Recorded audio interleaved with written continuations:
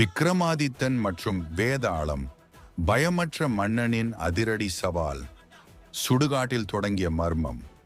ஒவ்வொரு இரவும் ஒரு புதிர், அறிவை சோதிக்கும் அசத்தல் கதை. பகுதி 1. அந்த இரவு காடு முழுக்க இருள் விழுந்திருந்தது. ஆனா அந்த இருளை கூட பயப்படாதவன் ஒருவன் நடந்தான். அவன் விக்ரமாதித்தன். ஒரு சித்தர் அவனிடம் சொன்னார், சுடுகாட்டில் இருக்கும் ஆலமரத்தில் தலை கீழாக தொங்கும் வேதாளத்தை எனக்காக கொண்டு வா.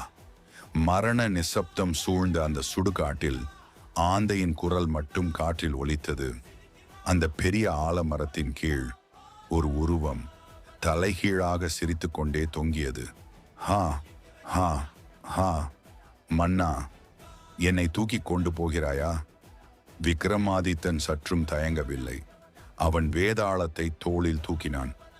சரி மன்னா, நான் ஒரு கதை சொல்கிறேன். அதற்கு பதில் தெரிந்தும் நீ மௌனம் இருந்தால் உன் தலை சிதறும். அந்த இரவு ஒரு கதை ஆரம்பித்தது. அது சாதாரண கதை இல்லை. அது புத்திசாலித்தனத்தின் சோதனை. பாகம் 2. வேதாளத்தின் முதல் புதிர். தொடரும்.